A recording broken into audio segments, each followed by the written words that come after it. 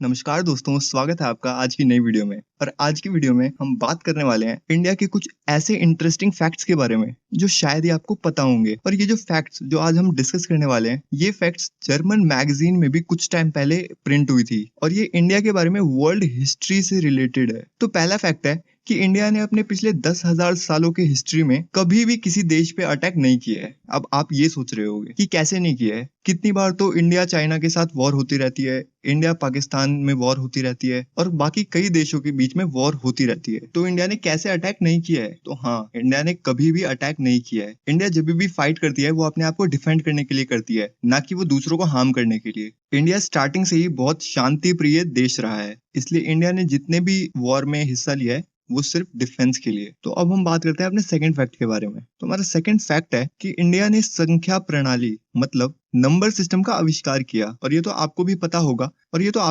होगा कि जीरो का आविष्कार आर्यभट्ट ने किया था और वो इंडिया के थे। क्योंकि अगर आर्यभट्ट ने जीरो का आविष्कार नहीं किया होता तो आज हम मैथ्स पढ़ भी नहीं पा रहे होते, क्योंकि मैथ्स जैसा कोई सब्जेक्ट ही नहीं होता। आर्यभट्ट ने जीरो का आविष्कार किया, इसकी वजह से आज हम मैथ्स जैसा सब्जेक्ट पढ़ पा रहे हैं। और सिर्फ जीरो के आविष्कार की वजह से ही नंबर सिस्टम आए, इसलिए इसका पूरा क्रेडिट इंडिया को जाता है और इंडिया के भी आर्यभट्ट जी को जाता है। अगला फैक्ट है कि विश्व का पहला विश्वविद्यालय जो कि 700 बीसी में तक्षशिला में स्थापित किया गया था, जिसमें पूरे वर्ल्ड से 10,500 से भी ज्यादा स्टूडेंट्स पढ़ते थे। और उस यूनिवर्सिटी में 60 से भी ज्यादा सब्जेक्ट्स थे जो स्टूडेंट्स पढ़ते थे। और 4वीं शताब्दी ईसा पूर्व में बनाया गया नालंदा यूनिवर्सिटी जो है वो एजुकेशन फील्ड में सबसे पुराना और सबसे बड़ी उपलब्धियों में से एक है। चौथा फैक्ट है कि संस्कृत लैंग्वेज जो है जो इंडिया में बहुत पहले बोली जाती थी, यूरोप की जितनी भी लैंग्वेज हैं वो संस्कृत लैंग्वेज से ही स्टार्ट हुई। मतलब यूरोप में जितनी भी लैंग्वेज बोली जाती है वो सब कुछ संस्कृत लैंग्वेज से ही स्टार्ट हुई थी। संस्कृत लैंग्वेज जो है वो यूरोप की सारी भाषाओं की जननी है। और फोर्ब्स मैगजीन के अकॉर्डिंग भी 1987 में जुलाई में उन्होंने ये रिपोर्ट प्रिंट करी थी कि कंप्यूटर सॉफ्टवेयर के लिए जो सबसे बेस्ट लैंग्वेज है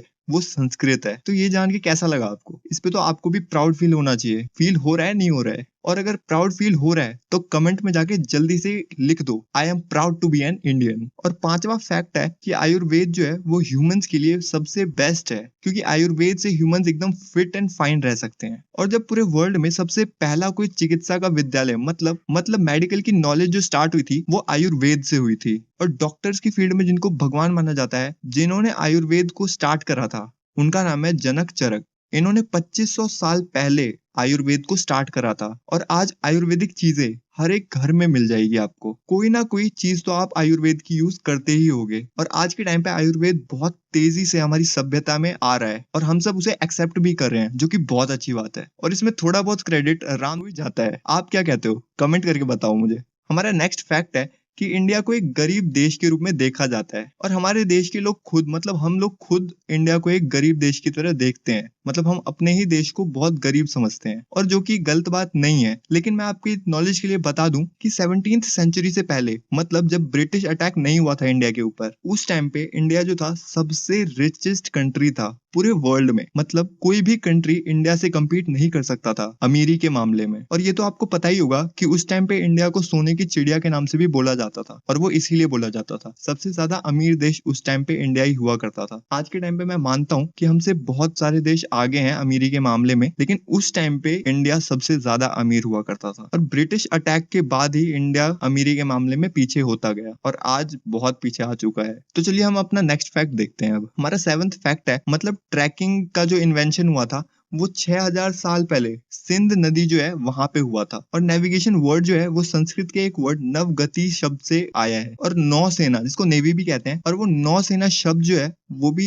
संस्कृत के वर्ड नौ से लिया गया है। मतलब हमारे इंडिया में बहुत सारी ऐसी ऐसी चीज इन्वेंट हो चुकी हैं जो हम सोच भी नहीं सकते। अगला फैक्ट है कि ज़ेमोलॉजिकल इंस्टीट्यूट ऑफ अमेरिका, उसके अकॉर्डिंग 1896 तक इंडिया जो था वो किसी भी देश के लिए एकमात्र रिसोर्स था। किसके लिए? हीरे के लिए। मतलब सिर्फ उस टाइम पे हीरा इंडिया के अंदर अवेलेबल था, और जिस भी कंट्री को उस टाइम हीरा चाहिए रहता था वो इंडिया से ही लेता था। 9th फैक्ट है कि बहुत टाइम पहले लोगों के बीच में एक डाउट हुआ करता था कि वायरलेस कम्युनिकेशन को लीड किसने किया था, प्रोफेसर जगदीश बोस ने या फिर मार्कोनी ने। तो फिर इसी चीज पे बहुत सारे स्टेट्स के साइंटिस्ट आए और उन्होंने एक कंक्लूजन निकाला जिससे क्लियर हो गया कि वायरलेस कम्युनिकेशन का जो लीड किया था वो किया था प्रोफेसर जगदीश बोस ने, ना कि मार्कोनी ने। और 10th फैक्ट है कि सिंचाई के लिए सबसे पुराना डैम मतलब जलाशय जो बनाया गया था वो सौराष्ट्र में बनाया गया था। और अगर आपको सिंचाई का मतलब नहीं पता तो सिंचाई का मतलब होता है जब खेतों में लोग पानी देते हैं, तो ये डैम उसी चीज में हेल्प करता था, ये खेतों तक पानी पहुंचाता था। और वो डैम जो था सबसे पुराना डैम था। 11th फैक्ट है कि 150 सीई के शक राजा